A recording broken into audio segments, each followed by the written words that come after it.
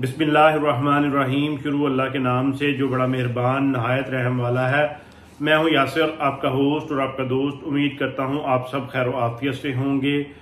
जो अहम तरीन डेवलपमेंट है वो पाकिस्तान तहरीक इंसाफ की कोर कमेटी की गैर मुल्की सफ़ीरों के साथ अहम तरीन मुलाकात है। क्या ये मुलाकात इमरान खान साहब की रिहाई का सबब बनेगी और पाकिस्तान तहरीक इंसाफ को दोबारा से गेम में वापस लाएगी या नहीं, इस हवाले से तमाम तफसीलात आपके साथ शेयर करूंगा। और इसके साथ साथ पाकिस्तान तहरीक इंसाफ की तरफ से नौशहरा में एक जलसा मुनक्किद किया गया, इसमें कितने लोग शामिल हुए, क्या ये जलसा कामयाब हुआ या नहीं, और इस जलसे में जो तकारीर की गई उसमें क्या कहा गया, इस हवाले से तमाम तफसीलात आपके साथ शेयर करूंगा। अगर आपने मेरे चैनल को सब्सक्राइब नहीं किया तो बराए मेहरबानी चैनल को सब्सक्राइब कर लें और बेल आइकन को दबा दें ताकि हर आने वाली वीडियो आप तक पहले पहुंच सके। पाकिस्तान तहरीक इंसाफ की तरफ से जलसा किया गया। ये बेसिकली पाकिस्तान तहरीक इंसाफ पार्लियामेंटेरियन ने एक जलसा मुनक्किद किया।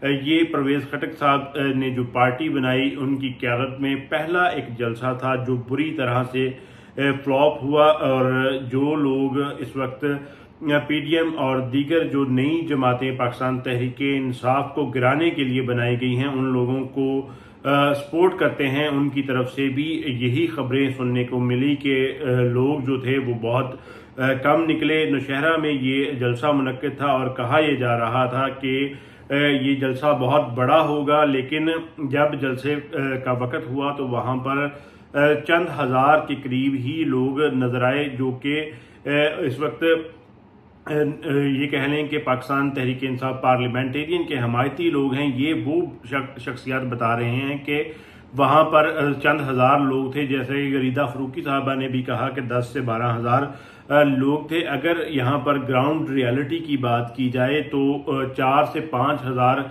के करीब लोग थे। और कहा यह जा रहा था कि ये तमाम तर लोग नौशहरा से हैं, लेकिन ज़राए ने इस बात की तस्दीक की है कि ये लोग दूसरे इलाकों से भी बाकायदा तौर पर लाए गए थे कि ताकि एक प्रेशर बिल्ड किया जा सके और इस जमात को मकबूल बनाया जा सके। लेकिन ये जमात जो है वो बाकायदा तौर पर बुरी तरह से अपनी फॉर्मेशन पर भी पिट चुकी है। गो के इसमें ज़ेर हिरासत लोगों को भी इसमें शमूलियत के लिए लाया गया था, उसके बावजूद भी इसको नाकामी का सामना करना पड़ा।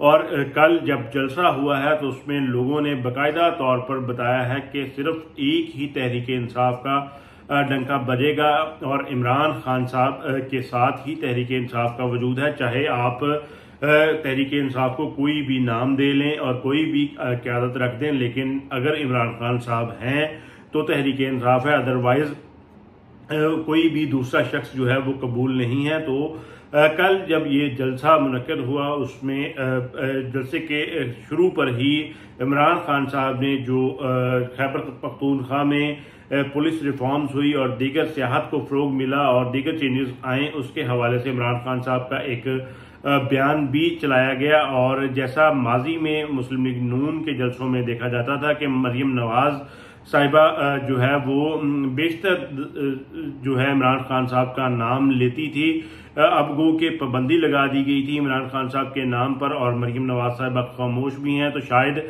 ये टास्क जो है वो बाकायदा तौर पर अब परवेज खटक साहब को दे दिया गया है। अगर उनकी तकरीर से जो है इमरान खान साहब का लफ्ज़ निकाल दिया जाए, नाम निकाल दिया जाए, तो मेरे ख्याल में उनकी तकरीर जो है वो सिर्फ चंद मिनटों की ही बाकी बचती है।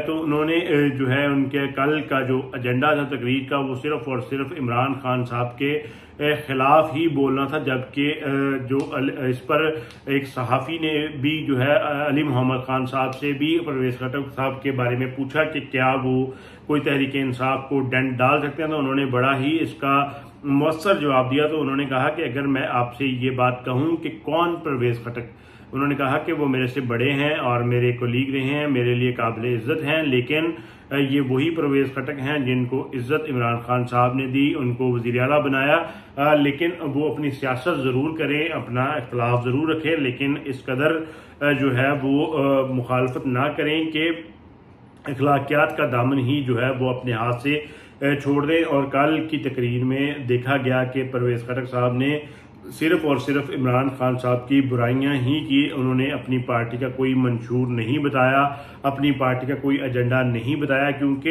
ये पार्टी कोई स्ट्रगल मौजूद नहीं थी और ये स्ट्रगल के बाद पार्टी क्याम में नहीं आई। इस पार्टी को बनाया गया, इसलिए इस पार्टी का कोई भी मंशूर या एजेंडा नहीं है। तो और बाकायदा तौर पर खैबर पख्तूनख्वा के लोगों ने इस जमात को मुस्तरद किया है। इस जलसे में शिरकत ना करके उन्होंने इस बात को, इस सारे जलसे को नाकाम बनाया है और इमरान खान साहब की मकबूलियत का एक दफ़ा फिर से सबूत दिया है। और एक अहम तरीन डेवलपमेंट जो है वो तहरीक इंसाफ की कोर कमेटी की गैर मुल्की सफीरों के साथ मुलाकात है, जिसमें 3 शख्सियात, जिसमें जो है बैरिस्टर अली जफर और रऊफ हसन साहब जो सेक्रेटरी इत्तलात हैं और वाइस चेयरमैन पाकिस्तान तहरीक इंसाफ शाह महमूद कुरैशी साहब ने बाकायदा तौर पर शिरकत की। और इस पर जब सहाफ़ियों ने इनसे सवाल पूछा तो पहले शाह महमूद कुरैशी साहब ने इस बात की तरदीद की, लेकिन बैरिस्टर अली जफर और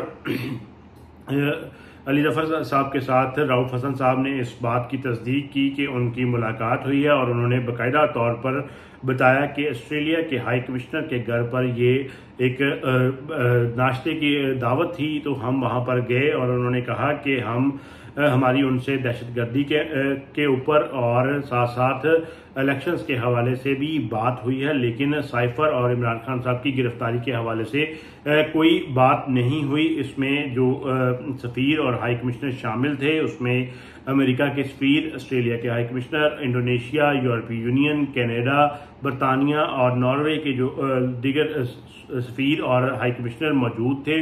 ये बहुत बड़ी मुलाकात थी। इसका इम्पैक्ट जो है वो पाकिस्तान तहरीक इंसाफ पर और मुल्क पर क्या होगा, ज़राए का ये भी कहना है कि ये तीनों शख्सियात शाह महमूद कुरैशी, अली जफर और रऊफ हसन ने बाकायदा तौर पर इन सफ़ीरों के साथ साइफर के हवाले से भी बड़ी खुलकर बात की है और साथ साथ इंसानी हकूक़ के हवाले से और इमरान खान साहब की रहाई के हवाले से भी तफसीली बात की है, जबकि ये शख्सियात इस चीज़ को डिनाई करते हैं। और देखना ये होगा कि ये जो मुलाकात है वो किस कदर जो है मुक़्तदर हलके उन पर प्रेशर डालती है और इसमें इंटरनेशनल वर्ल्ड का क्या रद्द-ए-अमल आता है और क्या इमरान खान साहब को अब इन शख्सियात के ज़रिए से कोई ऑफ़र दी जाएगी या फिर ये शख्सियात जो हैं वो इमरान खान साहब की रहाई का सबब बनेंगी। ये एक अहम तरीन मुलाकात थी इस हालात में, गो कि इस